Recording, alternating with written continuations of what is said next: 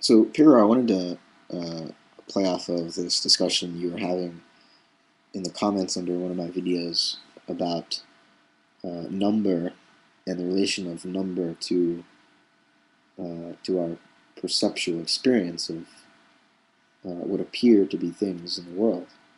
So, you give four apples as an example, and you say that the fourness is sort of just a summation of, or a name for this perception of these apples that we've attributed. And it is, in that sense, an abstraction that has no concrete existence, and so it isn't ultimately real. What's real are the four individual apples, right? Or at least our perception of them as individual apples, because certainly each of the apples is different, right? But somehow there's four of them. And so that group transcends the difference between each, including all in a larger whole. And that's really quite mysterious, and I don't think we can understand this without talking about a mental activity, which recognizes the participation of the form of fourness in the particular instances of appleness that we see. And even calling them all apples when each is different, to group them into that, under that idea,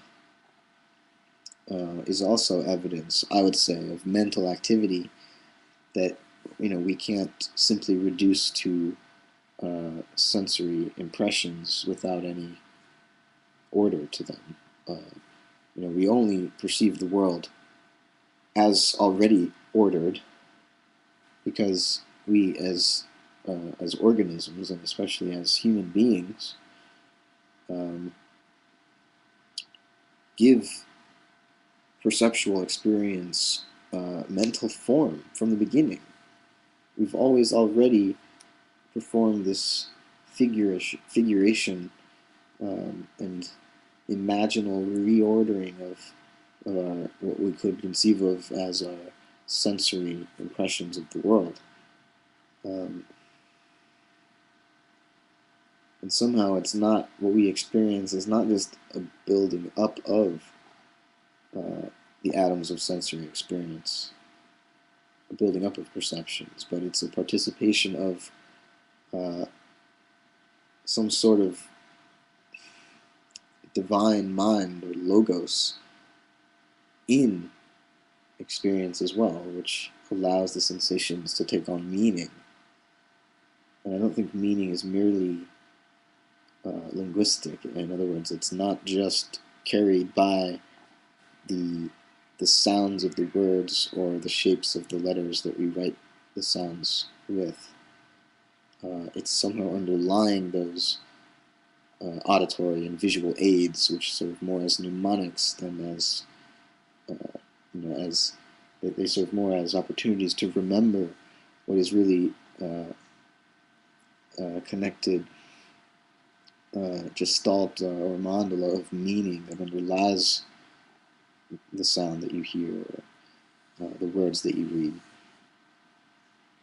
So fourness isn't just a word that we've attached to a particular sensory pattern, because there's nothing that I can find remotely similar about, say, four apples and four sticks. The only thing similar about them is that there's four of them, but the fourness isn't in anything I see about these drastically different objects. So make of that what you will. I just feel compelled to defend Platonism, not because I want to dismiss, what we could call Aristotelianism, or not because I want to dismiss sensory experience or empiricism, or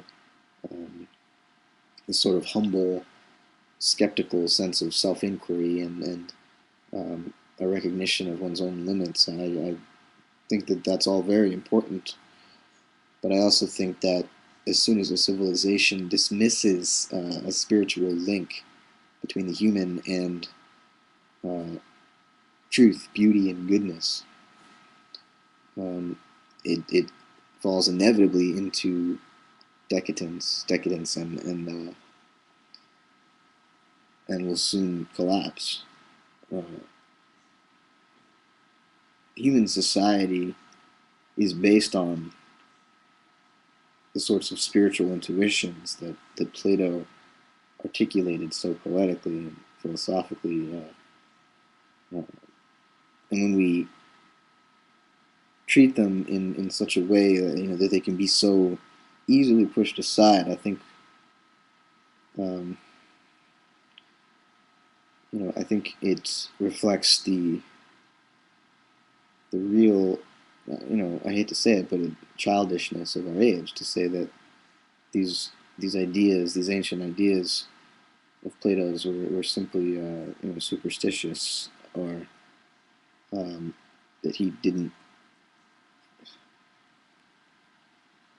really think through these things and discover what really amounts to the backbone of Western consciousness, and what allows us to think at all uh, is in many ways uh, a gift from the works of Plato that have kept the fire of human yearning for knowledge alive through all these centuries.